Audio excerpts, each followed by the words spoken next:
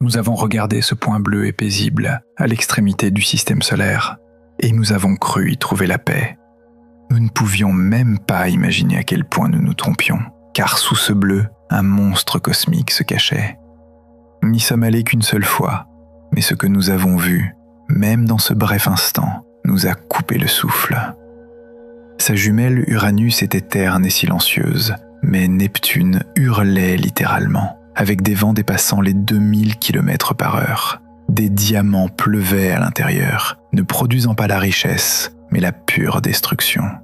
Elle n'avait pas de surface, seulement une pression infinie qui écrasait tout en descendant dans ses profondeurs.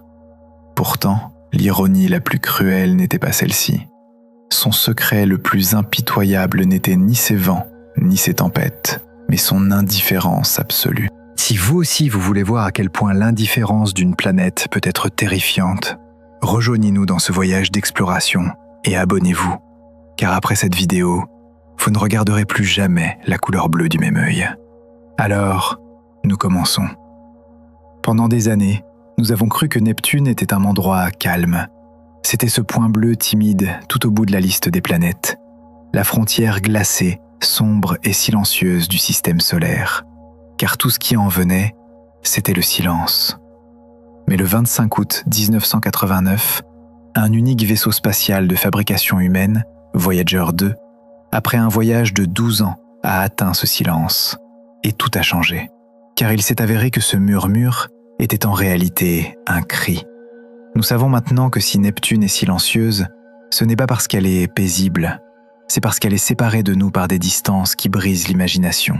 C'est pourquoi tout doit commencer par la distance. Car pour comprendre Neptune, il faut d'abord ressentir sa distance. La planète se trouve en moyenne à 4,5 milliards de kilomètres du Soleil. Ce chiffre seul peut ne rien signifier. Alors pensons-y de cette façon. La distance entre la Terre et le Soleil est appelée une unité astronomique. Neptune est 30 fois plus loin que nous, soit à 30 unités astronomiques. La lumière elle-même, la chose la plus rapide de l'univers, met environ 8 minutes pour atteindre la Terre après avoir quitté le Soleil. Mais il faut plus de 4 heures à cette même lumière pour atteindre Neptune. 4 heures. Cela signifie que la communication en temps réel est physiquement impossible. Chaque photo, chaque fragment de données envoyé par Voyager 2 nous est parvenu sous forme de signal radio en 4 heures. Cette distance est donc le premier mur impitoyable autour de la planète. Pas un mur de tempête, pas un mur de radiation, un mur d'isolement et de solitude absolue et écrasant. Mais qu'y a-t-il derrière ce mur ? C'est ici que nous arrivons au deuxième concept fondamental. Neptune n'est pas une géante gazeuse. Cette distinction est très importante. Jupiter et Saturne sont des géantes gazeuses, car elles sont principalement composées des éléments les plus légers de l'univers, l'hydrogène et l'hélium. Leurs intérieurs sont si denses qu'ils compriment l'hydrogène en un liquide métallique. Pourtant, Neptune est différente. C'est une géante de glace. Son atmosphère contient environ 80% d'hydrogène et 19% d'hélium. Oui, mais ce n'est que son enveloppe extérieure. Car sous cette enveloppe, au cœur de la planète, se trouve un tout autre monde. L'intérieur de Neptune est rempli de composés plus lourds et volatiles. L'eau, l'ammoniac et le méthane. Le mot glace ici ne désigne pas de la glace comme celle d'un lac gelé. C'est une référence à l'origine chimique de ces substances. Car ces composés sont écrasés sous une pression des millions de fois supérieure à la pression atmosphérique terrestre. Ces substances ne sont pas dans leurs états que nous connaissons. Elles sont comprimées dans des phases étranges et exotiques de la matière. Cela nous amène à la masse trompeuse de la planète. Car Neptune est souvent qualifié de petit géant à côté de Jupiter et Saturne. C'est une grave erreur. Jupiter a 318 fois la masse de la Terre et Saturne 95 fois. Neptune, elle, n'a que 17 masses terrestres. Mais 17 masses terrestres n'est pas un chiffre modeste, c'est une masse colossale. Son diamètre est d'environ 49 500 km, ce qui la rend presque 4 fois plus large que notre planète. Si nous pouvions vider l'intérieur de Neptune, nous pourrions y faire tenir plus de 57 terres. Cette masse crée une attraction au sommet des nuages d'environ 1,14 fois la gravité de surface de la Terre. Autrement dit, si vous vous teniez sur une plateforme hypothétique là-haut, vous seriez 14% plus lourd. Cela peut sembler gérable, mais ce qui vous anéantirait, ce ne serait pas la gravité, ce serait tout le reste. Et ce qui est vraiment choquant, c'est que jusqu'à aujourd'hui, un seul visiteur a exploré ce monde si gigantesque. Oui, dans toute notre histoire de l'exploration spatiale, alors que nous avons envoyé des dizaines d'orbiteurs et de rovers sur Mars, des atterrisseurs sur Vénus, une sonde dans l'atmosphère de Jupiter et une mission spéciale qui a tourné en orbite autour de Saturne pendant 13 ans, Neptune n'a été visité qu'une seule fois. Un unique passage, un seul vaisseau spatial. Le 25 août 1989, après un voyage de 12 ans, une seule journée d'observation rapprochée. Les données envoyées par Voyager 2 étaient révolutionnaires, mais ce flux de données date de plus de 35 ans. Il provient d'un engin fabriqué dans les années 1970, doté d'un ordinateur moins puissant qu'un porte-clés d'aujourd'hui. Depuis lors, personne n'est retourné. Aucun orbiteur n'a été approuvé. Chaque image détaillée, chaque mesure de champ magnétique rapproché, chaque analyse du système d'anneaux que nous connaissons de Neptune provient de cette unique journée.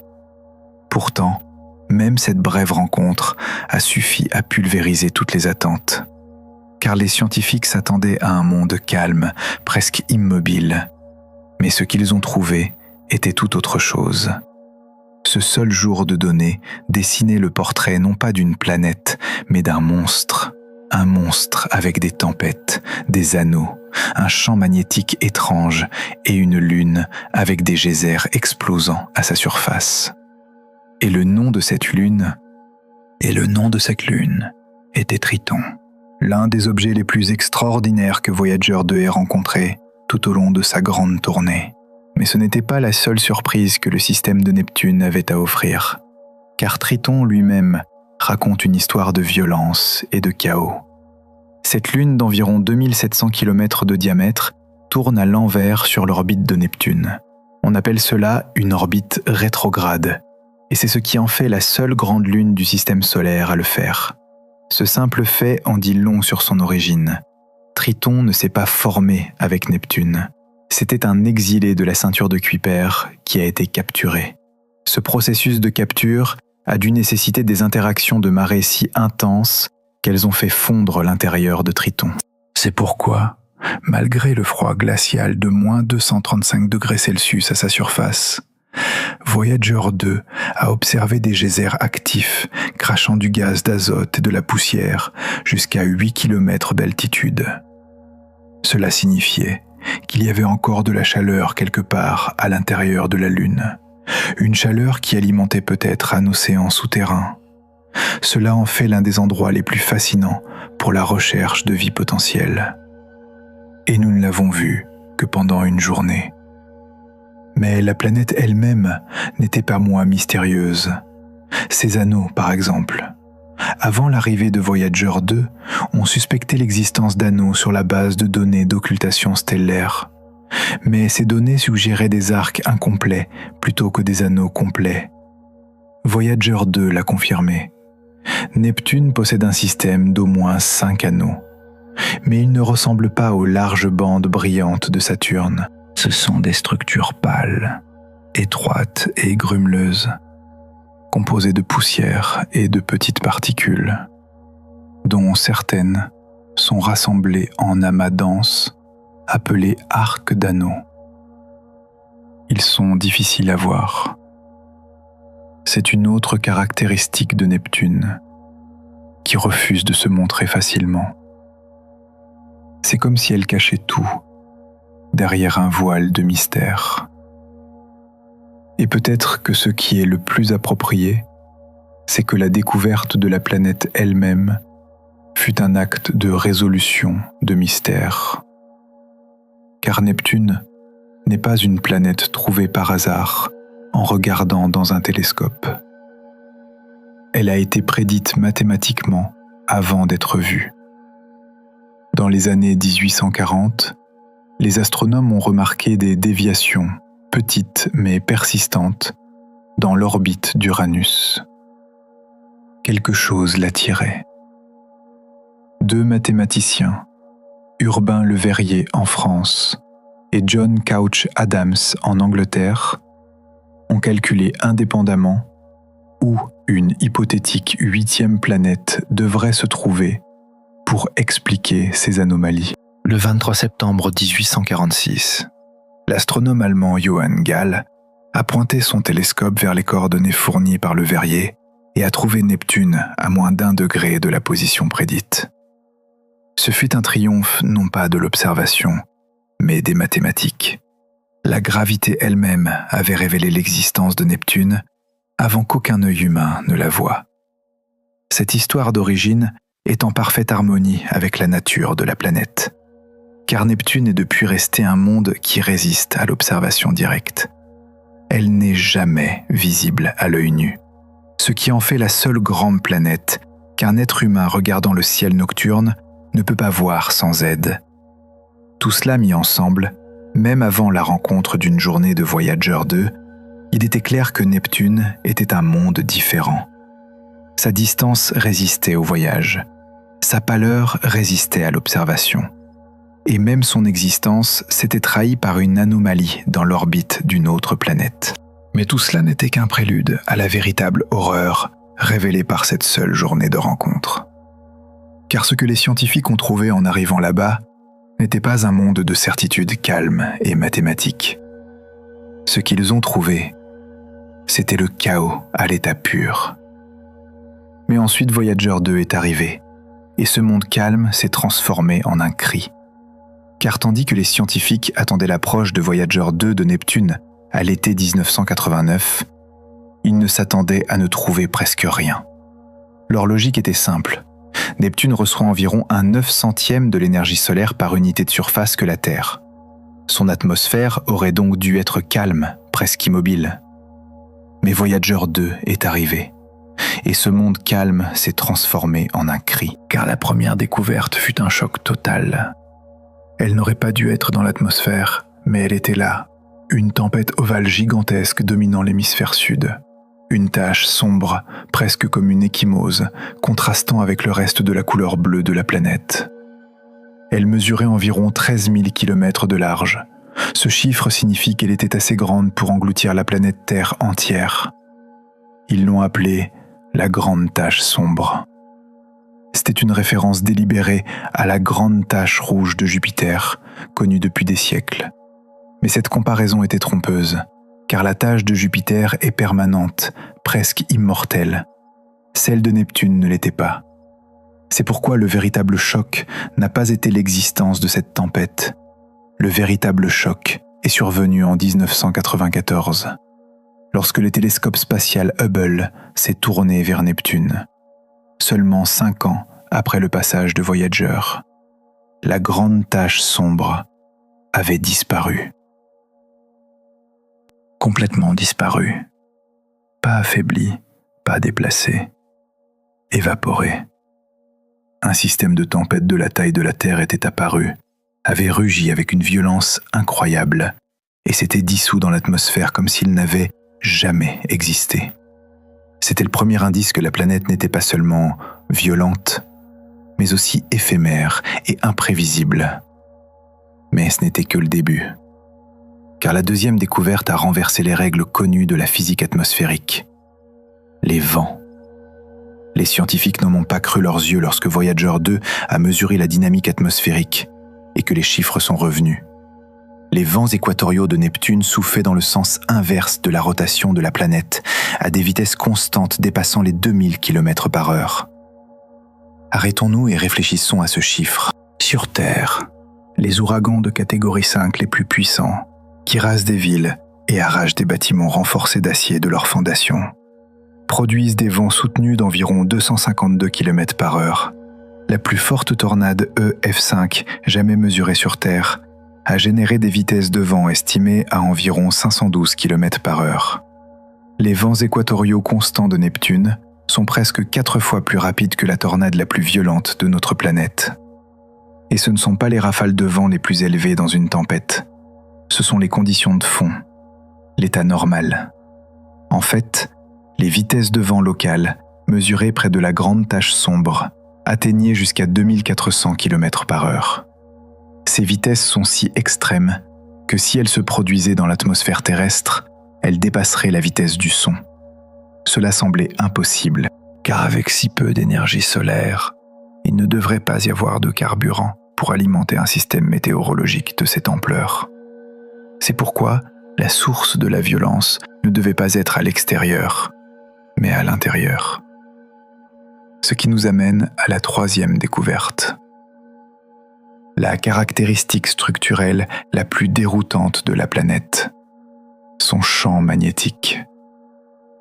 Sur Terre, le champ magnétique est généré par des courants dans le noyau externe de fer liquide et est à peu près aligné avec l'axe de rotation de la planète.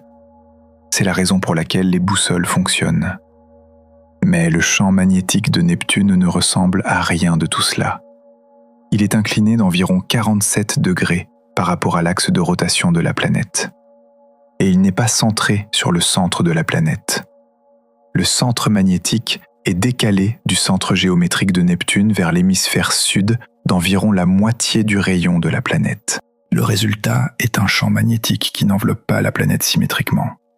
Au lieu de cela, il crée une magnétosphère follement asymétrique, où la force du champ varie énormément en fonction de l'endroit où vous vous trouvez sur la planète.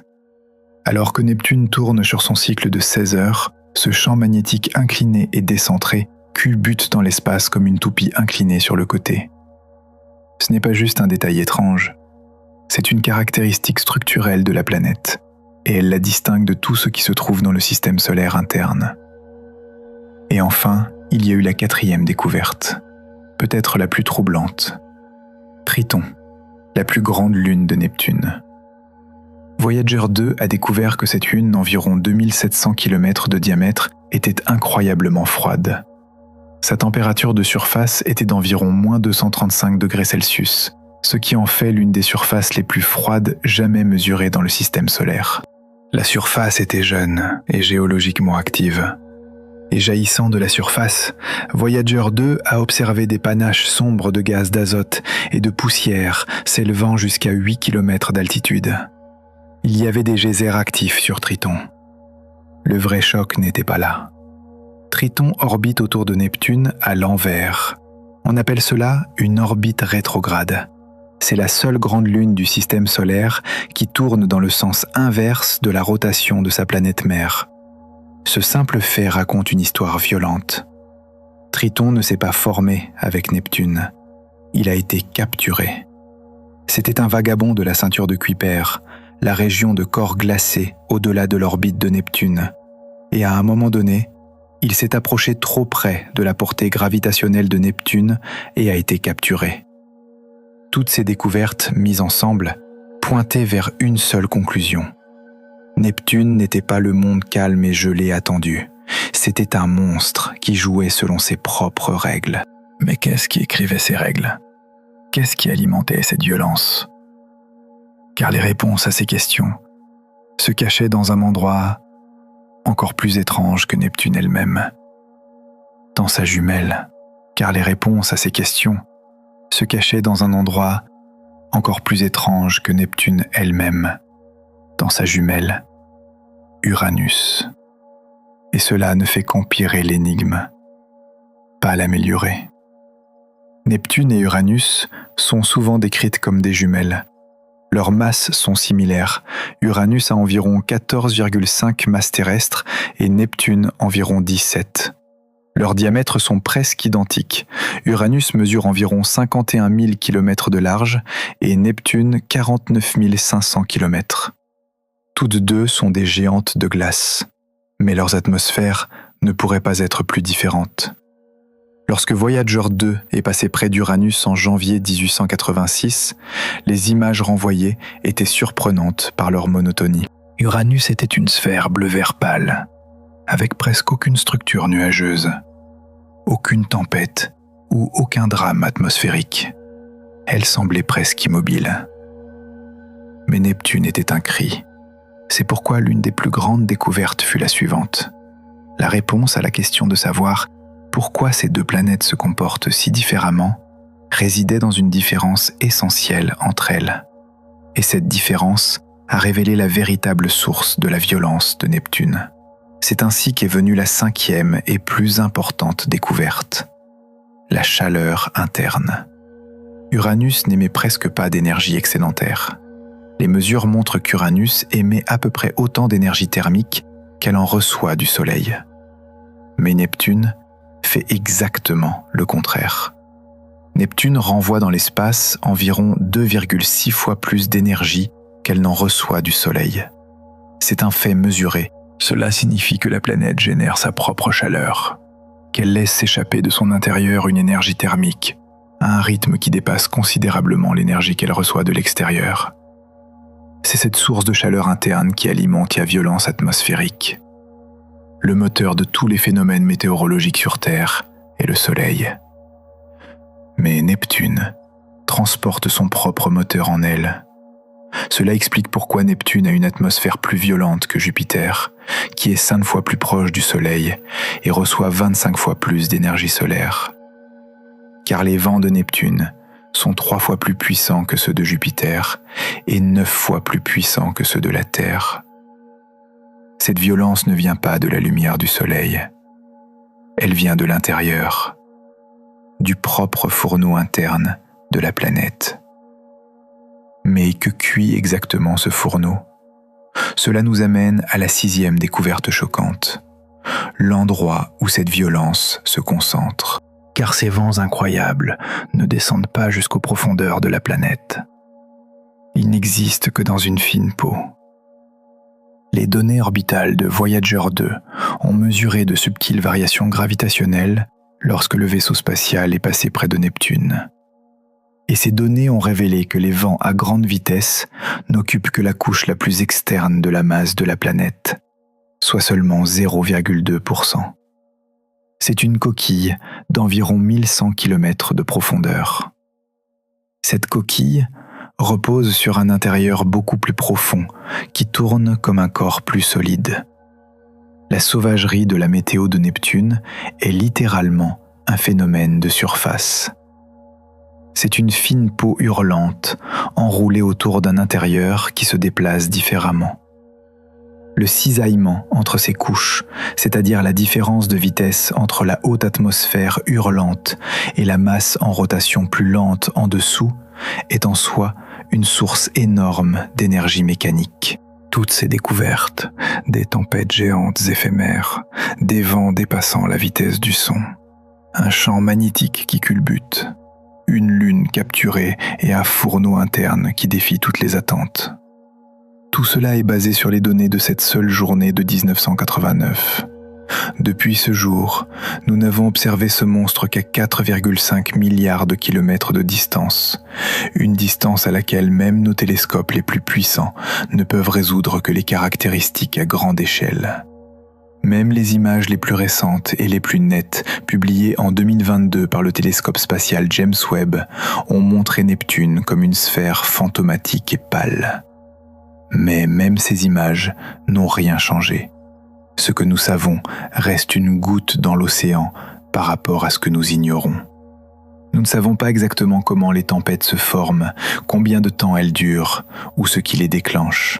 Nous ne savons pas exactement comment le champ magnétique est produit. Et surtout, nous ne savons pas comment fonctionne ce fourneau interne. Quel mécanisme transforme cette chaleur brute en vents les plus rapides du système solaire. Pourtant, nous savons maintenant ce que nous cherchons. Nous posons maintenant les bonnes questions. Et les réponses à ces questions se trouvent sous les nuages, dans l'un des environnements les plus étrangers et les plus hostiles que l'humanité ait jamais rencontrés.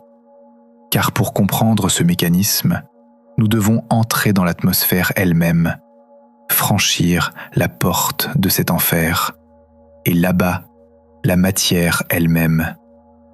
Et là-bas, la matière elle-même est redéfinie. Mais comment cela fonctionne-t-il ? Comment fonctionne exactement le moteur à l'intérieur de cette planète ? Passons maintenant des découvertes choquantes à la physique impitoyable qui les a rendues possibles. Car pour comprendre les secrets de Neptune, nous devons descendre dans son enfer, couche par couche.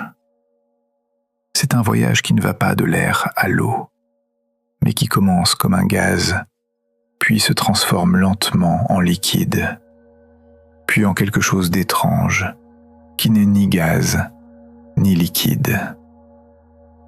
Dans ce voyage, nous devons laisser de côté nos intuitions humaines. Tout commence au sommet des nuages. Là-haut, la température est d'environ moins 218 degrés Celsius. La pression est d'environ 1 bar, similaire à la pression au niveau de la mer sur Terre. C'est le dernier point où les conditions sont vaguement reconnaissables, car à partir de là, tout se dégrade rapidement. En descendant de seulement 100 km, la pression a déjà grimpé à plusieurs bars et la température commence à monter. La couleur bleue s'estompe, car il n'y a plus assez de lumière solaire pour la créer. Quelques centaines de kilomètres plus bas, vous êtes dans l'obscurité la plus totale. À une profondeur d'environ 1000 km, la pression atteint des dizaines de bars et la température plusieurs centaines de degrés Celsius. L'atmosphère autour de vous n'est plus un gaz au sens traditionnel. C'est un fluide supercritique. C'est un état de la matière où la distinction entre liquide et gaz disparaît. Les molécules sont trop serrées pour se comporter comme un gaz, mais trop énergétiques pour se condenser en liquide. Vous ne tombez plus dans l'air, vous vous enfoncez dans un matériau qui devient de plus en plus dense et chaud. Cela nous amène au premier et plus important mécanisme du moteur de Neptune, la production de chaleur interne. L'un des processus fondamentaux derrière le fait que la planète émet 2,6 fois plus d'énergie qu'elle n'en reçoit du Soleil est un phénomène connu sous le nom de contraction de Kelvin-Helmholtz. Vous pouvez y penser comme une braise qui s'éteint lentement. Neptune rayonne encore l'énergie thermique restante de sa formation il y a 4,5 milliards d'années. Mais ce n'est que le début. Car le vrai moteur est la contraction gravitationnelle et la différenciation. Les matériaux plus lourds à l'intérieur de la planète, comme les roches et les métaux, s'enfoncent lentement vers le noyau, tandis que les matériaux plus légers montent. Ce processus convertit l'énergie potentielle gravitationnelle en énergie thermique, c'est-à-dire en chaleur. Tout comme un objet convertit son énergie potentielle en énergie cinétique en tombant au sol, chaque particule qui s'enfonce à l'intérieur de Neptune réchauffe l'intérieur de la planète. C'est pourquoi, contrairement à Uranus, l'intérieur de Neptune est toujours actif. Ce fourneau interne pompe constamment de l'énergie vers les couches supérieures de l'atmosphère, créant cette puissance immense que la lumière du Soleil ne peut pas fournir et alimentant les vents les plus rapides du système solaire. Mais cette chaleur interne n'alimente pas seulement les vents, elle crée également un enfer chimique. Et cela nous amène au deuxième mécanisme, la destruction de la propre chimie de la planète. Cela est particulièrement vrai pour les molécules de méthane. Le méthane est une molécule simple, composée d'un atome de carbone lié à 4 atomes d'hydrogène. Mais à l'intérieur de Neptune, à des milliers de kilomètres sous le sommet des nuages, les molécules de méthane sont soumises à des pressions dépassant 100 gigapascales. C'est environ 1 million de fois la pression atmosphérique à la surface de la Terre. Et les températures atteignent plusieurs milliers de degrés Celsius. Dans ces conditions, les liaisons moléculaires qui maintiennent le méthane ensemble ne peuvent pas résister. La molécule se brise. Les atomes d'hydrogène sont libérés et l'atome de carbone soudainement libre est comprimé par son environnement dans la forme cristalline la plus dense possible, le diamant. Oui, des diamants. Ce n'est pas une expression métaphorique.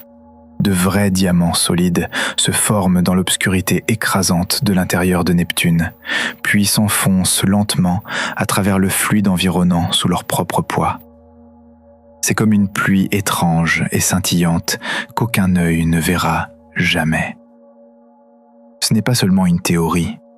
En 2017, des chercheurs du SLAC National Accelerator Laboratory ont utilisé un laser à rayon X ultra puissant pour soumettre du polystyrène, un plastique hydrocarboné à la composition chimique similaire au méthane, à des pressions de type Neptune d'environ 150 gigapascales.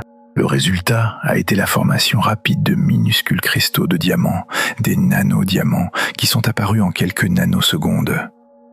Cette expérience a montré que dans les conditions des profondeurs des géantes de glace, la transformation du carbone en diamant n'est pas seulement possible, elle est essentiellement inévitable. Et cette pluie de diamants a des conséquences cruciales pour la dynamique interne de la planète. Car ces diamants ne se contentent pas de se former, ils s'enfoncent, et en s'enfonçant, tout comme la contraction de Kelvin Helmholtz, ils convertissent l'énergie potentielle gravitationnelle en énergie thermique. Autrement dit, la destruction de la propre chimie de la planète fournit un carburant supplémentaire à son fourneau interne. C'est un cycle de violence auto-entretenu. La chaleur brise le méthane. La rupture du méthane crée des diamants. Les diamants s'enfoncent et produisent plus de chaleur. C'est peut-être un processus propre à Neptune, absent sur Uranus, et l'un des mécanismes fondamentaux qui explique la différence dramatique entre les deux planètes. Ces diamants, sur des échelles de temps géologiques, s'enfoncent à travers le manteau pour finalement s'accumuler près du noyau, formant potentiellement une couche de diamants solides autour du matériau rocheux ou métallique au centre même de la planète. Une couche de diamants autour du noyau. C'est la preuve que la cruauté de Neptune n'est pas seulement atmosphérique, mais aussi structurelle. Mais la substance la plus étrange à l'intérieur de la planète n'est même pas le diamant, car lorsque nous descendons plus profondément, ce qui arrive à l'eau fait même paraître la pluie de diamants normale. Et c'est là le secret le plus étrange de la planète, la source de ce champ magnétique déséquilibré, et c'est là que se trouve le secret le plus étrange de la planète, la source de ce champ magnétique instable. Car sous la région où se forme la pluie de diamants, nous entrons dans le royaume de l'eau. Mais ce n'est pas l'eau que nous connaissons, pas de l'eau liquide, pas de la glace, c'est de l'eau supérionique. C'est le troisième et peut-être le plus étrange des mécanismes. À l'intérieur de Neptune, l'eau existe sous des pressions dépassant les 100 gigapascales et à des températures de plusieurs milliers de Kelvin. Dans ces conditions, la molécule d'eau fait quelque chose qui n'a aucun équivalent dans notre expérience quotidienne. Écrasés par la pression immense, les atomes d'oxygène se verrouillent dans une structure de réseau cristallin, solide, qui conserve sa forme comme un métal ou un minéral. Mais les atomes d'hydrogène plus légers et plus mobiles sont arrachés à leur liaison avec l'oxygène et deviennent des ions, c'est-à-dire des particules chargées positivement. Et ces ions s'écoulent librement à travers le réseau d'oxygène, comme un liquide s'écoulant à travers un échafaudage solide. Le résultat est une substance qui est à la fois solide et liquide. Son composant oxygène est gelé sur place, tandis que son composant hydrogène s'écoule librement à travers lui. Ce matériau conduit l'électricité avec une efficacité remarquable, car les ions d'hydrogène qui s'écoulent transportent une charge électrique à travers le cadre solide, tout comme les électrons transportent une charge à travers un fil de cuivre. C'est pourquoi le champ magnétique de Neptune n'est pas généré dans un noyau profond de fer liquide comme celui de la Terre. Il est généré dans une couche moins profonde, une région où l'eau, l'ammoniac et le méthane deviennent électriquement conducteurs. Cette couche est située dans le manteau de la planète, pas dans son centre. Et cette dynamo n'est pas alimentée par du fer liquide comme sur Terre, mais par le flux d'ions d'hydrogène chargés s'écoulant à travers l'échafaudage d'oxygène solide de l'eau supérionique. Ce champ magnétique étrange, incliné à 47 degrés et décentré, que Voyager 2 a mesuré de l'extérieur, pourrait être le reflet direct de la structure cristalline chaotique du matériau qui le génère de l'intérieur. En d'autres termes, l'étrangeté magnétique de Neptune pourrait provenir du fait que la matière même qui génère le champ est une forme de matière qui ne tient ensemble que dans une structure à peine cohérente. Cela montre à quel point non seulement ces tempêtes, mais aussi ses caractéristiques structurelles les plus fondamentales sont instables et violentes. L'existence de ce mécanisme n'a été confirmée en laboratoire que ces dernières années, et seulement pendant quelques nanosecondes. Mais à l'intérieur de Neptune, ces conditions persistent depuis des milliards d'années. Pourtant, tous ces mécanismes internes, la chaleur interne, la pluie de diamants et l'eau supérionique ne façonnent pas seulement l'intérieur de la planète, mais aussi tout ce que nous voyons de l'extérieur. Et cela nous amène au 4e mécanisme, le cycle des tempêtes de Neptune lui-même. Contrairement à la grande tache rouge de Jupiter, les tempêtes géantes de Neptune, les grandes taches sombres, ne sont pas permanentes. Ce sont des monstres éphémères qui se forment et disparaissent en quelques années. Des décennies d'observation du télescope spatial Hubble ont révélé un schéma dans ces tempêtes. Une nouvelle tache sombre se forme, généralement aux latitudes moyennes, puis dérive lentement vers l'équateur. Mais, à mesure qu'elle s'approche de l'équateur, la force de Coriolis s'affaiblit. C'est la force causée par la rotation de la planète qui maintient les tempêtes ensemble et leur donne leur rotation. Tout comme une toupie qui vacille en ralentissant, une tache sombre qui s'approche de l'équateur perd son intégrité structurelle et se dissipe en quelques années. C'est pourquoi la tache vue en 1989 avait disparu en 1994. Car l'atmosphère de Neptune ne construit pas de monuments permanents comme Jupiter. Elle crée des explosions temporaires puis les efface, ce qui montre à quel point la planète est dynamique et chaotique. Ces tempêtes et ces vents sont la violence que la planète nous montre le plus manifestement. Mais le simple fait de les observer demande un effort incroyable. Et cela nous amène au 5e et dernier mécanisme, la difficulté de l'observation elle-même. Lorsque Voyager 2 a atteint Neptune, il était si loin que son signal radio s'était transformé en un murmure. Les signaux obéissent à la loi en carré inverse. Si vous doublez la distance, la force du signal tombe à un quart. À la distance de Neptune, le signal atteignant la Terre était des milliards de fois plus faible qu'un signal de téléphone portable typique. Pour pouvoir l'entendre, la NASA a dû reconstruire physiquement son réseau de l'espace lointain. Les 3 principales antennes de suivi en Californie, en Espagne et en Australie ont été agrandies de 64 mètres à 70 mètres de diamètre, et même ces paraboles élargies ne suffisaient pas à elles seules. La NASA a également utilisé le radiotélescope de Parkes de 64 mètres en Australie et les multiples antennes de 25 mètres du Very Large Array au Nouveau-Mexique. Toute cette infrastructure a été modifiée juste pour entendre les données d'un vaisseau spatial passant près de Neptune. C'était le prix à payer pour écouter Neptune. Juste pour écouter, pas pour en envoyer un nouveau, pas pour se mettre en orbite, pas pour atterrir. Et tempêtes éphémères et la difficulté quasi impossible d'écoute. Tous ces mécanismes réunis, nous comprenons pourquoi Neptune est si impitoyable. C'est un monde hostile, non pas d'une seule manière, mais de toutes les manières. De l'intérieur vers l'extérieur, de son noyau aux couches les plus externes de son atmosphère, chaque partie est remplie d'une violence qui dépasse l'expérience humaine. Mais tous ces détails techniques, ces mécanismes, cette physique, ne sont qu'une partie de l'histoire. Car ce qui est vraiment excitant, c'est ce que ces mécanismes signifient en pratique. C'est d'imaginer ce que ce serait d'être dans ce monde impitoyable, de sentir ces vents, de subir cette pression. Et maintenant, nous descendons dans les coins les plus sombres de ce rêve, vers ce que signifie survivre, ne serait-ce qu'une seconde, à la surface de cette planète. Car les tempêtes arrivent. Et elles sont bien pires que vous ne le pensez. Et maintenant nous descendons dans les coins les plus sombres de ce rêve, vers ce que signifie survivre, ne serait-ce qu'une seconde, à la surface de cette planète. Car les tempêtes arrivent.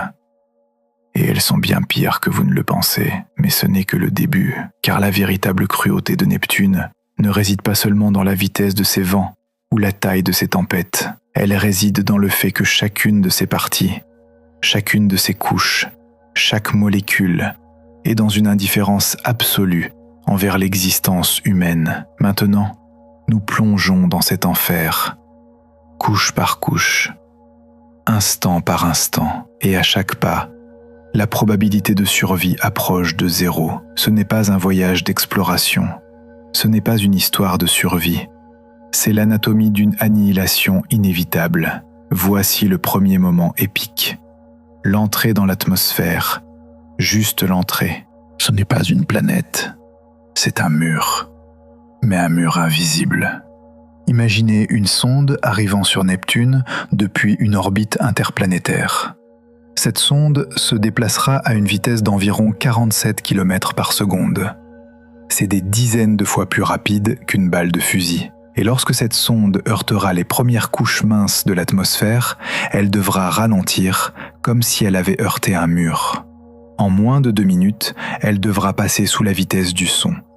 Au cours de ce processus, les températures à la surface de son bouclier thermique dépasseront les 15 000 degrés Celsius. C'est plus chaud que la surface du Soleil. Juste pour survivre, juste pour frapper à la porte de l'atmosphère, vous devez résister à un enfer plus chaud que le Soleil. C'est le premier message de bienvenue de Neptune. Et c'est le moment où rien n'a encore commencé, car la véritable horreur attend à l'intérieur. C'est pourquoi survivre aux premières couches de l'atmosphère n'est pas une victoire. C'est juste une transition vers une mort plus lente. Et cela nous amène au deuxième moment épique, les vents. Ce ne sont pas des vents, c'est une violence pure et incessante à l'échelle planétaire. Imaginez que vous déployez votre parachute et que vous commencez à flotter lentement. Mais le mot « lentement » perd ici son sens, car vous vous retrouvez dans un vent de plus de 2000 km/h. C'est 8 fois la vitesse du vent de l'ouragan le plus puissant sur Terre. C'est plus de 2 fois la vitesse de croisière d'un avion de ligne. Mais ce n'est pas une tempête, c'est la météo normale. Et ces vents ne soufflent pas dans une seule direction. À différentes latitudes, ils soufflent dans différentes directions et à différentes vitesses. Cela crée un phénomène connu sous le nom de cisaillement du vent. En descendant de seulement quelques centaines de kilomètres, vous pouvez passer d'une couche de vent qui vous pousse dans une direction à 1000 km/h à une autre couche qui vous tire dans la direction opposée à 800 km/h. C'est une force qui déchirerait votre vaisseau spatial comme un chiffon. La fatigue du métal ne se produit pas en heures ou en jours. Elle se produit en secondes. Chaque boulon, chaque soudure, chaque élément structurel est testé par des forces inimaginables, tirant simultanément dans des directions opposées. Ce n'est pas de la météo. C'est la planète elle-même qui essaie de vous déchiqueter physiquement. Mais même si vous n'êtes pas déchiqueté, ce n'est que le début. Car le troisième moment épique arrive. La pression et l'obscurité. Après être descendu de quelques centaines de kilomètres, la dernière lueur de soleil disparaît. Vous êtes maintenant dans une obscurité absolue et écrasante. Et dans cette obscurité, la pression augmente de manière exponentielle. Chaque seconde, chaque mètre, le poids de l'atmosphère au-dessus de vous augmente. Bientôt, l'hydrogène et l'hélium autour de vous ne se comportent plus comme un gaz. C'est un fluide supercritique qui a la densité d'un liquide, mais pas sa tension de surface. C'est comme plonger dans un océan, mais cet océan n'a pas de fond, et l'eau de cet océan est conçue pour vous écraser. Lorsque la sonde Galileo est entrée dans Jupiter, elle a résisté pendant 57 minutes. Elle est descendue à environ 150 km de profondeur, et son signal s'est coupé après avoir atteint une pression de 23 bars. C'est l'équivalent de la pression à 220 mètres de profondeur dans l'océan. Mais sur Neptune, ce n'est que le début. En descendant de milliers de kilomètres, la pression atteint des centaines de milliers, voire des millions d'atmosphères. C'est des milliers de fois la pression au point le plus profond de l'océan. Dans ces conditions, un sous-marin serait écrasé comme une canette en aluminium. Une sonde serait réduite en poussière comme un grain de sable. Le corps humain, instantanément désintégré en ses atomes. Ce n'est pas une noyade, c'est l'anéantissement simultané de chaque particule de votre être par le poids pur de la planète. Si d'une manière ou d'une autre vous pouviez survivre à cette pression, ce qui est impossible, alors vous feriez face au 4e moment épique, l'enfer chimique, la pluie de diamants. Ce n'est pas une expression poétique, c'est littéralement ce qui se passe. À des milliers de kilomètres de profondeur, la température atteint des milliers de degrés et la pression dépasse 1 million d'atmosphères. Dans ces conditions, les molécules de méthane dans l'atmosphère se brisent, les atomes de carbone sont libérés et instantanément comprimés en diamants. Des diamants de millions de carats. Et ces diamants pleuvent à travers le fluide supercritique autour de vous. Mais ce n'est pas un beau spectacle. C'est la preuve de la fragmentation violente de la chimie de la planète. Et ces diamants agissent comme du papier de verre. Imaginez être bombardé par des particules de diamants solides dans un fluide se déplaçant à des milliers de kilomètres par heure. Cela érode, déchiquette et détruit n'importe quelle surface, n'importe quel matériau. Ce n'est pas seulement être écrasé, c'est aussi être sablé jusqu'à l'anéantissement par la substance la plus dure que la planète ait jamais créée. Et enfin, le 5e et plus impitoyable moment, l'impossibilité de s'échapper. Disons que vous avez réussi l'inimaginable. Votre bouclier thermique a tenu, vous avez résisté au vent. La pression ne vous a pas écrasé, la pluie de diamants ne vous a pas déchiqueté. Et maintenant, rien. Car vous ne pouvez pas revenir en arrière. Il n'y a pas de surface. Il n'y a rien sur quoi pousser. Il n'y a pas d'issue. Vous continuez simplement à vous enfoncer, plus profondément, plus chaud, vers une pression plus intense. Votre communication a été coupée depuis longtemps. Vos signaux sont engloutis par les milliers de kilomètres d'atmosphère dense au-dessus de vous. Le dernier appel à l'aide que vous envoyez à la Terre mettra plus de 4 heures à y arriver. Et même si une réponse arrivait, il faudrait encore 4 heures pour que cette réponse vous parvienne. Mais d'ici là, vous seriez parti depuis longtemps. Votre existence serait devenue une partie de la planète. Vos atomes se mélangeraient à ce chaudron infernal d'eau supérionique, de diamants et de molécules écrasées. Ce n'est pas une mort, c'est une absorption par la planète. Neptune ne vous tue pas, elle vous consume. Elle fait de vous une partie de sa propre existence. Et dans ce processus, elle ne laisse aucune trace de votre passage. Les vents, la pression, l'obscurité, les diamants et l'absorption inévitable. Tous ces éléments réunis, nous comprenons pourquoi Neptune n'est pas seulement hostile. C'est un argument contre l'existence elle-même. Mais, au-delà de cette annihilation physique, il y a une cruauté plus profonde, plus philosophique. Car la vraie question n'est pas de savoir comment Neptune vous tue. La vraie question est de savoir ce que votre existence signifie pour elle. Et la réponse est la plus cruelle de toutes. Rien. Un néant absolu, pur, universel. Car la cruauté la plus profonde de Neptune n'est pas physique, elle est émotionnelle. C'est une planète qui existe à une échelle et à un niveau d'indifférence où l'existence humaine n'est pas seulement dangereuse, elle est insignifiante. Et maintenant, nous voyons les véritables dimensions de cette indifférence, à l'échelle la plus épique.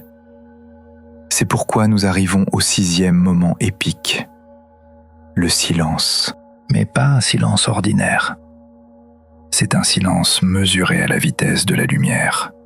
Lorsque vous envoyez un signal de détresse depuis Neptune, il faut plus de 4 heures à ce signal pour atteindre l'oreille la plus proche, une antenne sur Terre. C'est la plus longue conversation téléphonique à sens unique de l'histoire. Et si une réponse arrive, il faudra encore 4 heures pour qu'elle vous parvienne. Un aller-retour de 8 heures. Ce n'est pas une conversation en temps réel, c'est une correspondance épistolaire. Et vous écrivez vos lettres depuis l'estomac d'un monstre qui est sur le point de vous avaler. Cette distance brise l'esprit humain, car ce n'est pas seulement un vide dans l'espace, c'est là où l'espoir lui-même meurt. En cas d'accident, de panne de système, vous ne pouvez pas appeler à l'aide. Personne ne vous entend, personne ne peut vous atteindre à temps. Vous mourrez dans l'endroit le plus solitaire de l'univers, dans un silence absolu. Lorsque Voyager 2 a percé ce silence en 1989, l'équipe du Jet Propulsion Laboratory l'a vécu de première main. Chaque image, chaque paquet de données, chaque confirmation que le vaisseau spatial fonctionnait encore est arrivée 4 heures après l'événement qu'il décrivait. L'équipe regardait une planète au passé. Au moment où il voyait une photo des sommets nuageux de Neptune, Voyager 2 avait déjà dépassé de milliers de kilomètres le point où la photo avait été prise. Ce n'était pas de la science en temps réel, c'était de l'archéologie sur des événements encore chauds. Mais ce silence ne concerne pas seulement la communication, il concerne l'existence. Et cela nous amène au 7e moment épique, l'oubli. Demandez à n'importe qui de nommer les planètes, Mercure, Vénus, Terre, Mars. La plupart des gens arrivent jusque-là sans réfléchir. Jupiter suit immédiatement parce qu'elle est gigantesque. Saturne suit parce que ses anneaux sont iconiques. Uranus est généralement mentionné avec une pause et un sourire. Et puis, peut-être, si la personne essaie encore, elle dira Neptune. Peut-être. Neptune arrive à la fin de la liste comme une pensée après coup. Ce n'est pas la planète que les enfants dessinent sur des affiches avec des paillettes et du coton. Ce n'est pas la planète qui inspire des films ou qui fait la une des magazines scientifiques. Mars reçoit cette attention parce qu'elle semble accessible. Jupiter reçoit cette attention parce qu'elle est manifestement terrifiante. Saturne reçoit cette attention parce qu'elle est belle. Mais Neptune ne reçoit presque rien. C'est la cruauté la plus insidieuse de la planète. Elle ne vous détruit pas seulement physiquement. Elle vous efface aussi de la mémoire culturelle. Elle est si lointaine, si étrangère, si peu visitée, qu'elle n'a pas réussi à se faire une place dans l'imagination humaine. Elle n'est qu'une couleur et une position sur une liste, un point de données, pas un lieu. C'est pourquoi le 8e moment épique est la comparaison elle-même. D'autres planètes sont également mortelles, mais leur mortalité est une mortalité avec laquelle nous pouvons en quelque sorte nous identifier. Jupiter est un monstre. Ses ceintures de radiation peuvent tuer un être humain non protégé en quelques minutes. Mais Jupiter est présente. Elle est observée depuis des siècles. Ses lunes sont cartographiées. Elle a été étudiée par des missions qui ont passé des années en orbite. L'hostilité de Jupiter est comme le danger d'un feu de joie. Vous pouvez le voir. Vous pouvez sentir sa chaleur. Vous pouvez le respecter et pourtant vous en approcher avec prudence. Vénus est encore plus chaude. Sa température de surface dépasse les 460 degrés Celsius. La pression atmosphérique est 90 fois celle de la Terre, mais Vénus est proche. Elle peut être atteinte en quelques mois. Et les sondes soviétiques Venera, qui ont atterri à sa surface, ont pu fonctionner jusqu'à 2 heures avant d'être détruites. Vénus permet le geste d'atterrir et d'envoyer des données, ce bref moment héroïque. Mais Neptune ne permet même pas ce geste. Aucune sonde n'est entrée dans son atmosphère. Aucun atterrisseur n'a touché une surface dans son système. L'objet de fabrication humaine le plus proche d'elle a été Voyager 2, qui est passé à 4800 km au-dessus des sommets nuageux il y a plus de 35 ans, lors d'un passage de moins d'1 jour. Neptune refuse d'établir une relation. Elle refuse d'engager le dialogue. Elle refuse même de reconnaître votre existence. Et cela nous amène au 9e et dernier moment épique, l'indifférence ultime. C'est ce qui unit tous les moments précédents. Neptune est impitoyable parce qu'elle ne ressent rien pour vous. Elle n'est pas malveillante, elle ne se cache pas. Elle existe simplement, selon ses propres termes, à sa propre distance, sur sa propre échelle de temps.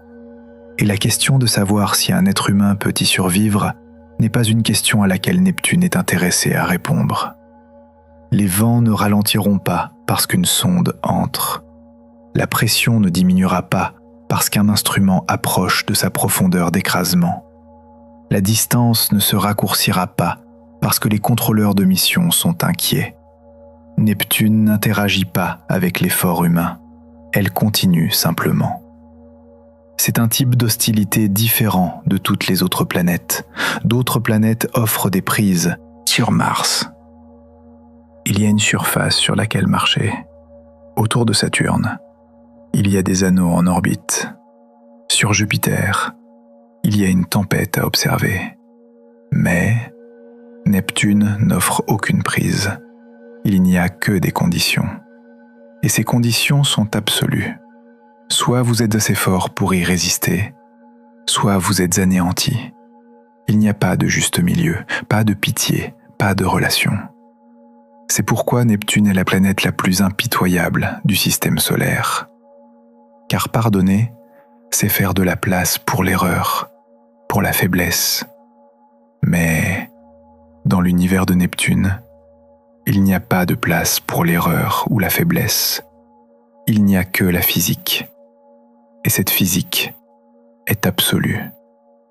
Les vents, la pression, l'obscurité, les diamants, le silence, l'oubli et l'indifférence ultime. Tous ces moments épiques crient une seule vérité. L'histoire de Neptune n'est pas une histoire sur l'humanité. C'est une histoire sur l'absence de l'humanité. Mais il est maintenant temps de s'arrêter et de réfléchir. Cette indifférence écrasante et absolue, ce néant à l'échelle épique, que signifie-t-il pour nous, cette petite espèce qui essaie de comprendre sa place dans l'univers? Car peut-être que la plus grande leçon de Neptune n'est pas ce qu'elle est, mais ce que nous ne sommes pas. Et la réponse est la plus cruelle de toutes. Rien. Un néant absolu, pur, universel. Mais il est maintenant temps de s'arrêter et de réfléchir.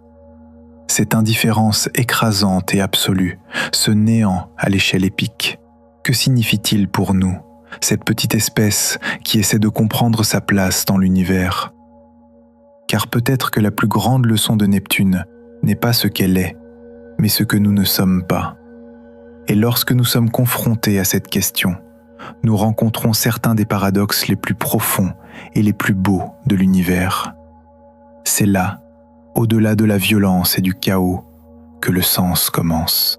Car nous commençons par le premier et le plus évident des contrastes, l'opposition entre la taille et la compréhension. D'un côté, il y a Neptune, un monde gigantesque, environ 4 fois plus large que la Terre, avec une masse 17 fois supérieure. Un volume qui pourrait contenir plus de 57 terres. Et cette planète est suspendue à 4,5 milliards de kilomètres de nous, dans un vide difficile à imaginer. De l'autre côté, il y a nous, des êtres fragiles, mesurant en moyenne 1,7 mètre de haut, vivant tout au plus 80 à 90 ans, au fond d'une fine couche d'atmosphère sur cette planète. Comment des êtres si petits, si insignifiants, peuvent-ils comprendre un monstre si grand, si lointain? Cela semble être la plus grande blague de l'univers. La réalité tragique est que nous sommes physiquement totalement inadaptés. Nous ne pouvons pas résister à ces vents. Nous ne pouvons pas résister à cette pression. Nous ne pouvons pas résister à ce froid. Nous ne pouvons pas franchir facilement cette distance. Physiquement, nous ne sommes rien dans le monde de Neptune. Notre existence est moins qu'un grain de sable à son échelle. Nous sommes ceux qui ne mettront jamais les pieds sur cette planète, qui ne respireront jamais dans son atmosphère, qui ne verront jamais ces tempêtes de leurs propres yeux. C'est notre tragédie. Nous sommes piégés dans une cage cosmique. Mais voici la belle vérité. Nous ne pouvons peut-être pas y aller physiquement, mais notre esprit peut y aller. Nous pouvons franchir ce vide de 4,5 milliards de kilomètres avec la puissance des mathématiques et de la physique. Ce n'est pas notre force musculaire qui a construit Voyager 2, qui l'a envoyé dans un voyage de 12 ans et qui a capturé ces signaux faibles comme un murmure pour les transformer en données significatives. C'est notre esprit. C'étaient les esprits de Le Verrier et d'Adams qui ont prédit mathématiquement l'existence de Neptune avant de la voir. C'est notre curiosité qui a prouvé l'existence de la pluie de diamants et de l'eau supérionique à l'intérieur de cette planète, en recréant ces conditions en laboratoire pendant quelques nanosecondes. Nous sommes peut-être l'une des créatures les plus faibles de l'univers physiquement, mais notre capacité à comprendre fait de nous l'une des forces les plus puissantes de l'univers. Vous faites partie de ce paradoxe. Votre corps aussi est piégé par la gravité de cette planète. Mais votre esprit, en ce moment même, à travers ces mots, voyage à 4,5 milliards de kilomètres jusqu'au sommet des nuages de Neptune et même jusqu'aux profondeurs sombres où tombe la pluie de diamants. Vous aussi, dans ce petit corps, vous portez cet esprit immense, capable de comprendre l'univers. C'est notre force, c'est notre espoir. Et cela nous amène au deuxième contraste, l'opposition entre le temps et l'instant. D'un côté, il y a le temps de Neptune. Elle existe depuis environ 4,5 milliards d'années. Elle accomplit une orbite autour du Soleil en environ 165 années terrestres. Depuis sa découverte en 1846, Neptune n'a vieilli qu'une seule fois selon sa propre année. Ces tempêtes peuvent exister plus longtemps que toute notre histoire enregistrée, puis disparaître en un instant. Son échelle de temps est géologique, presque éternelle. De l'autre côté, il y a notre temps. Une vie humaine, en moyenne 80 ans, est moins de la moitié d'une année de Neptune. Ce seul jour où Voyager 2 a visité cette planète était à peine plus long qu'une journée de 16 heures de Neptune elle-même. Notre existence est moins qu'un clignement d'œil sur sa ligne de temps. La réalité tragique est que nous ne sommes qu'un instant. Dans les 13,8 milliards d'années d'histoire de l'univers, nous ne sommes qu'une brève parenthèse. Neptune était là des milliards d'années avant notre naissance et continuera d'être là des milliards d'années après notre départ. Nos vies sont absurdement courtes par rapport à son existence. Mais voici la belle vérité. Ce bref instant est suffisant. Dans ce bref instant, nous pouvons regarder l'univers et le voir. Dans ce bref instant, nous pouvons poser des questions. Dans ce bref instant, nous pouvons construire des machines comme Voyager et les envoyer aux confins de l'univers. La brièveté de cet instant ne le rend pas insignifiant. Au contraire, elle le rend plus précieux, car dans ce bref laps de temps, l'univers se connaît lui-même à travers nous. Nous sommes ce bref instant où l'univers prend conscience. Comme l'a dit Carl Sagan, nous sommes le moyen pour le cosmos de se connaître lui-même. Neptune elle-même n'est pas consciente de sa propre existence. Elle existe simplement. Mais dans nos vies éphémères, sommes conscients à la fois de notre propre existence et de la sienne. C'est un privilège incroyable. Vous faites partie de cet instant. Vous êtes dans cette existence qui dure le temps d'un clignement d'œil. Mais dans ce bref laps de temps, vous apprenez les secrets d'une planète vieille de milliards d'années. Votre conscience est un miroir que l'univers se tend à lui-même. Et c'est la preuve non pas de la brièveté du temps, mais de la profondeur de cet instant. Et cela nous amène à un troisième contraste, cette ligne fine entre la solitude et la connexion. Neptune est le symbole de la solitude absolue. Elle tourne seule dans les coins les plus reculés du système solaire, dans le froid et l'obscurité. Même son plus proche voisin, Uranus, est à des millions de kilomètres. Il faut des heures même à la lumière pour l'atteindre. C'est une île cosmique. Et cela reflète une vérité profonde et troublante sur la nature de l'univers. Il y a des vides immenses entre les étoiles. Les galaxies sont séparées par des distances inimaginables. L'univers est en grande partie un endroit vide et solitaire. La réalité tragique est que nous faisons aussi partie de cette solitude. Nous vivons sur cette petite planète bleue, sur un point bleu pâle dans l'océan noir. Il nous faudrait des dizaines de milliers d'années pour atteindre l'étoile la plus proche. La distance entre nous et le reste de l'univers est presque infranchissable. Nous sommes fondamentalement seuls dans cet univers. Mais voici la belle vérité. Dans cette solitude cosmique, nous nous avons les uns les autres. La mission Voyager, qui a franchi cette distance de 4,5 milliards de kilomètres, n'a pas été réalisée par une seule personne. Des milliers de scientifiques, d'ingénieurs, de techniciens, de programmeurs, de gestionnaires ont tous travaillé ensemble pendant des décennies. Des gens en Espagne, en Australie, en Californie, ont pointé leurs télescopes simultanément vers le même point pour capter ce faible signal. Le Verrier en France, Adams en Angleterre, ont résolu le même problème en même temps, sans se connaître, parce qu'ils parlaient tous la même langue universelle des mathématiques. Nous sommes peut-être seuls à l'échelle cosmique, mais entre nous, nous sommes incroyablement connectés. Notre plus grande force n'est pas notre génie individuel, mais notre curiosité collective. Vous faites partie de cette connexion. En regardant ce documentaire, vous établissez une connexion avec les milliers de personnes qui ont créé et partagé cette information. Lorsque vous apprenez cette information, vous devenez une partie de la compréhension collective de l'humanité. Et c'est le plus grand antidote à la solitude. Car peu importe la taille et le vide de l'univers, nous sommes ensemble dans ce vide. Et ensemble, nous pouvons atteindre même les planètes les plus lointaines. Taille et compréhension, temps et instant, solitude et connexion. Ces paradoxes sont les leçons les plus profondes que Neptune nous enseigne. Mais au-delà de ces leçons, il y a une question plus personnelle. Que nous dit cette planète indifférente sur notre propre nature ? Car peut-être que la plus grande découverte n'est pas celle que nous faisons à l'extérieur, mais celle que nous faisons à l'intérieur. Et c'est pourquoi la plus grande découverte n'est peut-être pas celle que nous faisons à l'extérieur, mais à l'intérieur.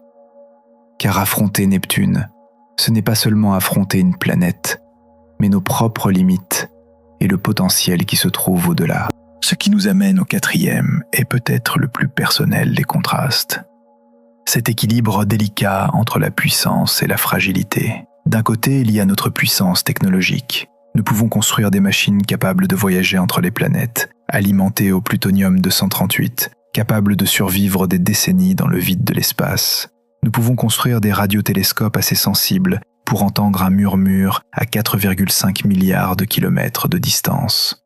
Nous pouvons prédire l'existence d'une planète avec seulement du papier et un crayon, des décennies avant de la voir dans un télescope. C'est une puissance incroyable. C'est la puissance de notre intelligence et de notre curiosité. C'est ce qui nous distingue de toutes les autres espèces sur cette planète. Nous sommes l'espèce qui peut atteindre l'univers. Mais de l'autre côté, il y a notre absolue fragilité biologique. Si nous entrons sans protection dans l'atmosphère de cette planète, nous mourrons en moins d'une seconde. Les radiations, le froid, la pression, les vents, tout cela nous anéantit instantanément. Les conditions nécessaires à notre survie sont incroyablement étroites et spécifiques. Une petite plage de température, une pression atmosphérique particulière, la présence d'oxygène. En dehors de ces conditions, nous ne sommes rien. La réalité tragique est que nous ne pouvons pas survivre dans la grande majorité de l'univers. L'univers n'est pas conçu pour nous. Il nous est en grande partie hostile. Et Neptune est la forme la plus pure, la plus concentrée de cette hostilité. Elle est l'incarnation de nos limites biologiques. Mais voici la belle vérité. Cette fragilité est aussi notre plus grande force. C'est parce que nous avons besoin de conditions si étroites pour survivre que nous déployons tant d'efforts pour comprendre, protéger et même recréer ces conditions sur d'autres mondes. Notre fragilité fait de nous des explorateurs. Notre fragilité fait de nous des scientifiques. Notre fragilité fait de nous des ingénieurs. Si nous étions des êtres de gaz capables de survivre partout, comme Jupiter, nous n'aurions peut-être jamais ressenti le besoin d'atteindre les étoiles. Mais nous ne le sommes pas. Nous sommes piégés dans ces petits corps fragiles. Et cette prison nous pousse à devenir les plus grands explorateurs de l'univers. Vous faites partie de ce paradoxe. Votre corps aussi est fragile. Mais cette fragilité nourrit votre curiosité, votre désir d'apprendre et cette profonde aspiration à l'inconnu. Vous aussi, dans ce corps fragile, vous portez cet esprit invincible qui rêve d'atteindre les étoiles. Et cela nous amène à un dernier contraste, peut-être le plus important, le gouffre entre l'indifférence et le sens. Neptune est le symbole ultime de l'indifférence de l'univers. Elle ne se soucie pas de notre existence, elle ne se soucie pas de nos rêves, de nos peurs, de nos succès ou de nos échecs. Elle tourne, crée et détruit ces tempêtes dans une ignorance totale de notre présence. Et cela est vrai pour l'univers entier. Les étoiles ne brillent pas pour nous, les galaxies ne tournent pas pour nous, les lois de la physique n'ont pas été écrites pour notre confort. La réalité tragique est que l'univers n'a pas de sens intrinsèque. L'univers existe simplement, et cela peut être l'une des pensées les plus terrifiantes pour l'humanité. La possibilité d'être des êtres insignifiants, vivant dans un univers insignifiant. Mais voici la plus belle des vérités. L'univers n'a peut-être pas de sens intrinsèque, mais nous sommes des êtres créateurs de sens. Le voyage de Voyager 2 n'a pas de sens en soi. C'est juste une trajectoire, une série d'interactions physiques. Mais nous lui avons donné un sens. Il est devenu un symbole de notre curiosité, de notre courage, de notre désir d'exploration. Neptune elle-même n'est qu'une boule de gaz et de glace, mais nous la voyons comme la planète la plus impitoyable du système solaire, comme une métaphore de nos propres limites, comme une leçon sur l'indifférence de l'univers. Nous sommes l'espèce qui donne un sens à un univers qui n'en a pas. Nous le faisons avec la science, l'art, la philosophie, les histoires. Nous sommes les conteurs de l'univers. Vous faites partie de ce processus de création de sens. Lorsque vous lisez ces mots, regardez ces images et pensez à cette planète, vous aussi, vous lui donnez un sens. Dans votre propre esprit, vous prenez ces points de données froids et indifférents et les transformez en une histoire, une leçon, une émotion. Et c'est peut-être notre plus grande force. L'univers ne nous donne peut-être pas de sens, mais nous pouvons donner un sens à l'univers. Après toutes ces réflexions, comment nous sentons-nous ? D'un côté, il y a un sentiment de respect et peut-être un peu de peur face à la grandeur de l'univers et à notre petitesse. De l'autre, il y a un sentiment de fierté et d'espoir, découlant de notre capacité à comprendre et à donner un sens à tant de choses, malgré notre petite taille. Les deux sentiments sont valables, car les deux sont vrais. Nous sommes à la fois insignifiants et infiniment importants. Nous sommes à la fois fragiles et incroyablement puissants. Nous sommes à la fois seuls et profondément connectés les uns aux autres. Neptune est un miroir qui nous montre ces contrastes, ces paradoxes dans leur forme la plus pure. Elle nous montre non seulement ce qu'elle est, mais aussi ce que nous sommes. Taille et compréhension, temps et instant, solitude et connexion, puissance et fragilité, indifférence et sens. Ce voyage philosophique nous a mené des vents et de la pression de Neptune au cœur de notre propre existence. Nous savons maintenant que l'exploration de Neptune n'est pas seulement l'exploration d'une planète, c'est l'exploration de nous-mêmes. Mais dans ce voyage d'exploration, il reste une question sans réponse, peut-être la plus importante. Si cette planète est si indifférente, si lointaine, si hostile, pourquoi voulons-nous y retourner? Après tant de souffrances, tant de difficultés, qu'est-ce qui nous attire encore et encore au-delà de ce vide de 4,5 milliards de kilomètres? Car la réponse à cette question pourrait receler non seulement le secret le plus profond de Neptune, mais aussi celui de l'âme humaine. Et ce secret est peut-être caché dans l'impulsion la plus simple et la plus humaine, le désir de savoir. Car la raison pour laquelle nous voulons retourner sur Neptune n'est pas que nous y trouverons un trésor, une ressource ou un nouveau foyer. Nous voulons y retourner parce qu'il y a des questions sans réponse. Et la nature humaine ne peut supporter l'existence d'une question sans réponse. Cela nous amène à l'un des paradoxes les plus profonds de l'univers, la nature de la connaissance elle-même. C'est pourquoi nous devons d'abord examiner le contraste entre la connaissance et l'action. D'un côté, nous avons une quantité incroyable de connaissances sur Neptune. Nous savons que ses vents dépassent les 2000 km/h. Nous savons que sa pression interne crée des diamants. Nous savons que son champ magnétique est incliné de 47 degrés. À 4,5 milliards de kilomètres de distance, nous pouvons modéliser en laboratoire la structure de l'eau supérionique à l'intérieur de cette planète. C'est une accumulation de connaissances incroyables. C'est l'une des plus grandes réussites de notre espèce.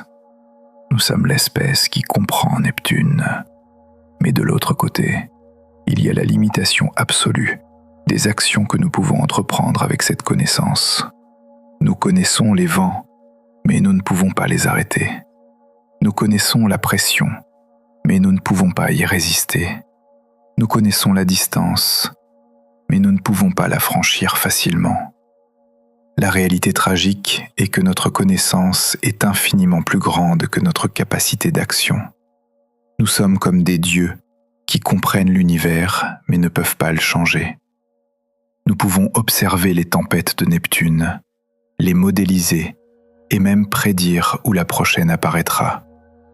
Mais nous ne pouvons pas déplacer un seul cristal de glace de méthane de ces tempêtes. C'est la tragédie de la connaissance. Tout savoir, mais ne rien pouvoir changer. Mais voici la belle vérité. Peut-être que le but de la connaissance n'est pas de changer, mais de comprendre. Peut-être que notre pouvoir ne réside pas dans notre capacité à plier l'univers à notre volonté, mais dans notre capacité à comprendre ce qu'est l'univers et à trouver notre place dans cette compréhension. Nous ne pouvons pas changer Neptune, mais comprendre Neptune nous change. Elle nous enseigne l'humilité, elle nous rappelle nos limites, elle nous montre à quel point l'univers est grand, puissant et indifférent. Et cette compréhension peut nous rendre plus sages, plus prudents et plus responsables envers notre propre planète. Notre action n'est pas de changer Neptune, mais de nous changer nous-mêmes avec les leçons que nous tirons de cette connaissance. Vous faites partie de ce paradoxe. Vous aussi, chaque jour, vous apprenez des choses que vous ne pouvez pas contrôler. Mais la façon dont vous utilisez cette connaissance, la façon dont vous la laissez vous changer, est sous votre contrôle. Vous aussi, vous pouvez utiliser cette connaissance non pas comme une excuse pour l'inaction, mais comme un outil pour une compréhension et une sagesse plus profondes. Cela nous amène à un deuxième contraste profond, la curiosité et l'absence de réponse. L'humanité est une espèce qui pose des questions. Depuis notre enfance, nous demandons pourquoi. C'est notre moteur, c'est ce qui nous fait avancer, ce qui nous pousse à explorer. Et Neptune est la cible ultime de cette question, pourquoi ? Pourquoi ces vents sont-ils si rapides ? Pourquoi ces tempêtes sont-elles éphémères ? Pourquoi son champ magnétique est-il si incliné ?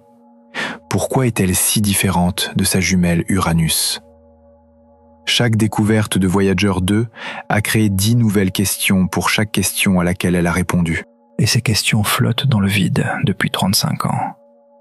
La réalité tragique est que l'univers ne nous doit pas de réponse. Nous pouvons poser des questions, mais l'univers n'a aucune obligation de répondre. Il se peut que nous ne résolvions jamais complètement les secrets de Neptune. Peut-être que nous n'y enverrons jamais un orbiteur. Peut-être que ces questions resteront un mystère aussi longtemps que l'humanité existera.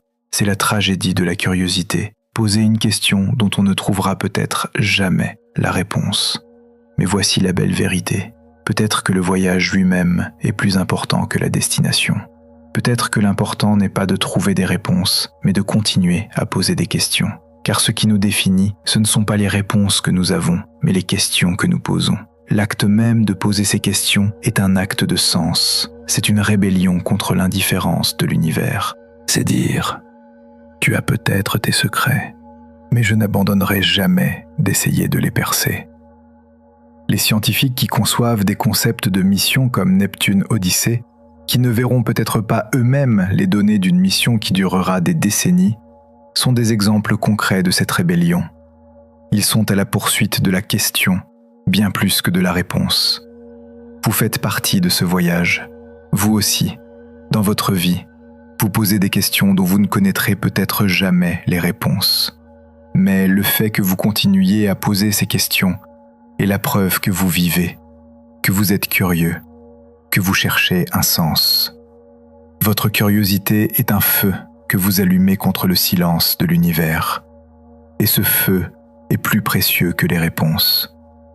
Et cela nous amène à un dernier contraste philosophique, l'individualité et l'universalité. Neptune nous rappelle à quel point nous sommes individuels et uniques. Les géantes de glace sont rares dans notre système solaire. Mais les recherches autour d'autres étoiles dans la galaxie montrent que les planètes de la taille de Neptune pourraient être l'un des types de planètes les plus courants dans l'univers. La galaxie pourrait être remplie de mondes semblables à Neptune, qui sont pour nous étrangers et étranges, mais qui sont tout à fait normaux selon les standards universels. La réalité tragique est que c'est peut-être nous qui sommes étranges. Notre système solaire, avec ses planètes intérieures rocheuses et ses géantes gazeuses, pourrait être une exception dans la galaxie. Nous pourrions être l'aberration, pas la règle de l'univers. C'est un sentiment de solitude cosmique. La pensée de ne pas nous voir comme faisant partie d'un modèle universel, mais comme une étrange anomalie. Mais voici la belle vérité. Si Neptune est la norme, cela signifie que l'univers est beaucoup plus diversifié et intéressant que nous ne le pensions. Cela montre combien plus d'étrangeté et de merveilles il y a à découvrir dans l'univers. Et surtout, cela montre que comprendre Neptune, ce n'est pas seulement comprendre une planète dans notre propre arrière-cour, mais c'est aussi comprendre la nature de l'un des types de planètes les plus courants dans la galaxie. Comprendre Neptune, c'est comprendre l'univers. Et cela place notre expérience individuelle dans un contexte universel. Vous faites partie de ce paradoxe. Vous aussi, vous avez une vie unique et individuelle. Mais en même temps, vous faites partie de l'expérience humaine universelle. Les questions que vous posez, les émotions que vous ressentez, les luttes que vous vivez sont partagées par des milliards d'autres personnes. Vous êtes à la fois un individu unique et une partie d'un tout universel. Et Neptune nous offre un exemple planétaire de cette dualité, étrange dans notre propre système, mais peut-être tout à fait normal dans l'univers. Ce que nous ferons de cette connaissance, comment nous trouverons notre propre chemin au sein de ces contrastes, et peut-être notre plus grande tâche humaine. Mais même dans cette tâche, l'histoire n'est pas encore terminée. Car au-delà de toute cette profondeur philosophique, il reste une seule dernière vérité. Et cette vérité pourrait être la plus simple et la plus cruelle de toutes. Et ce secret est peut-être caché dans l'impulsion la plus simple et la plus humaine, le désir de savoir. Car la raison pour laquelle nous voulons retourner sur Neptune n'est pas que nous y trouverons un trésor, une ressource ou un nouveau foyer. Nous voulons y retourner parce qu'il y a des questions sans réponse. Et la nature humaine ne peut supporter l'existence d'une question sans réponse. Cela nous amène à l'un des paradoxes les plus profonds de l'univers, la nature de la connaissance elle-même. Mais au-delà de cette connaissance, il y a une couche encore plus profonde liée à ce que ce voyage nous fait ressentir. C'est cette danse troublante entre la beauté et l'horreur. D'un côté, il y a une beauté absolue, presque hypnotique chez Neptune. Ces images que Voyager 2 et Hubble nous ont envoyées montrent un bleu saphir profond et riche posé sur le velours noir de l'espace. C'est un simple résultat chimique dû au fait que le méthane absorbe la lumière rouge et réfléchit la lumière bleue. Mais le résultat n'est pas simple. Le résultat est l'art lui-même. Dans les images infrarouges du télescope James Webb, elle prend une présence presque spirituelle avec ses anneaux fantomatiques et pâles. C'est une beauté froide, lointaine et intouchable. Cette beauté nous attire, nous pousse à écrire des poèmes, à rêver. De l'autre côté, il y a le fait que cette beauté n'est sûre qu'à une distance de 4,5 milliards de kilomètres. La réalité tragique est qu'au moment où vous vous approchez de cette beauté vous détruit. Sous cette couleur bleue paisible, soufflent des vents de 2400 km/h. En orbite de ces anneaux élégants, il y a un environnement de radiation mortelle. Dans cette lueur spirituelle se cache une pression qui vous désintégrerait en atomes. La beauté de Neptune est un piège. C'est un monstre qui ne peut être aimé que de loin. Mais voici la belle vérité. Notre capacité à comprendre cette dualité fait partie de ce que signifie être humain. Nous sommes la seule espèce capable d'apprécier à la fois la beauté et le danger qui la sous-tend. Nous pouvons trouver une beauté terrible dans la puissance d'un ouragan. Nous pouvons voir à la fois la création et la destruction dans l'éruption d'un volcan. Neptune nous montre cette capacité dans sa forme la plus pure. Elle nous enseigne que l'univers ne peut être confiné dans des catégories simples, des distinctions comme bon ou mauvais, beau ou laid. L'univers est tout cela, en même temps.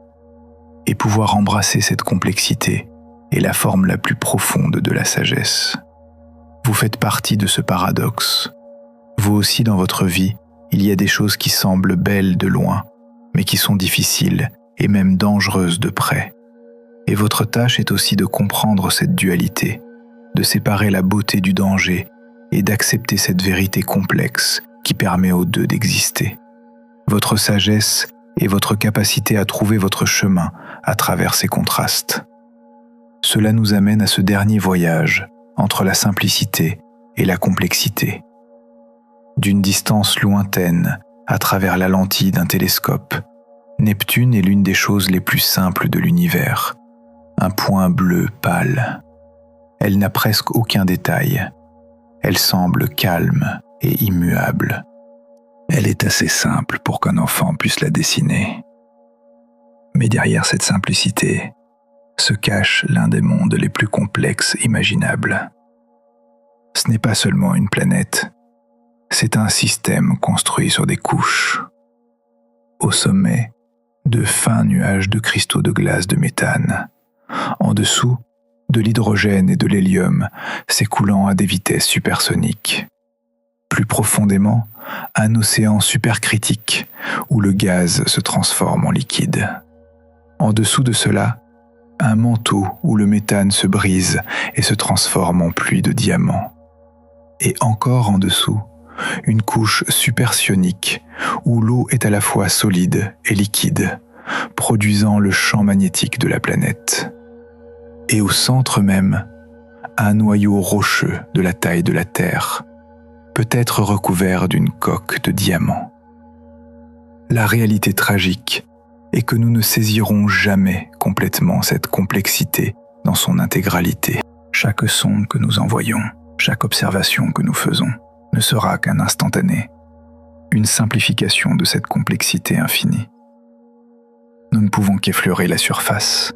Les profondeurs resteront toujours en grande partie un mystère.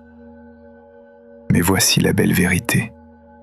Peut-être que l'important n'est pas de tout savoir, mais d'être conscient de la complexité derrière la simplicité.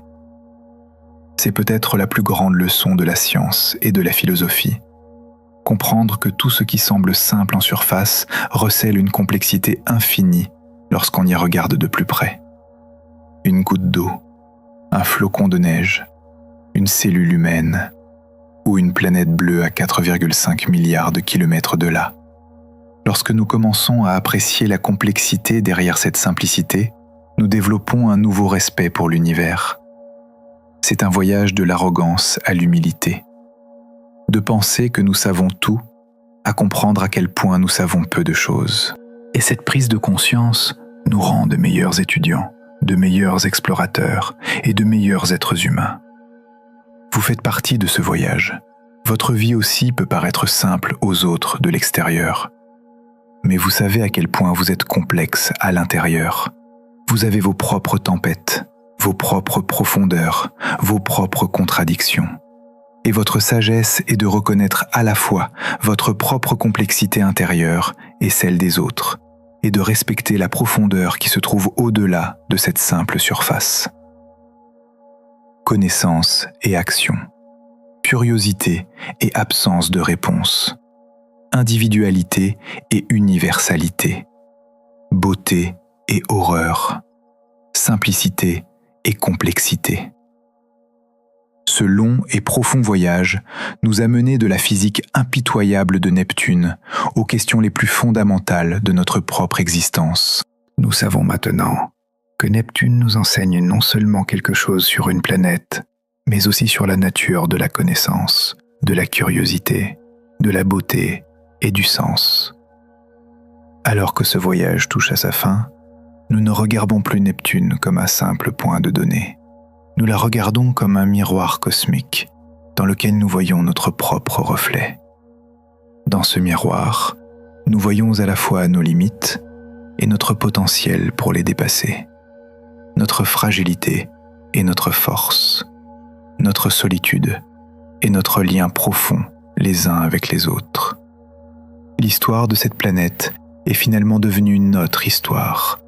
Et maintenant, alors que nous entrons dans le dernier chapitre de cette histoire, il est temps de rassembler tout ce que nous avons appris et de demander quelle est la leçon ultime que nous devons tirer de ce point bleu pâle. Car ce monde indifférent a encore un dernier murmure pour nous. Nous avons exploré la réalité impitoyable, mais concrète, de Neptune. Il y a quelque chose que je ne vous ai pas dit. Et si cette réalité n'était qu'une illusion? Et si notre univers tridimensionnel n'était en fait qu'un hologramme géant projeté depuis une surface bidimensionnelle? Dans notre prochain voyage, nous plongeons dans l'épreuve de la théorie de l'hologramme. Êtes-vous prêt à remettre en question votre réalité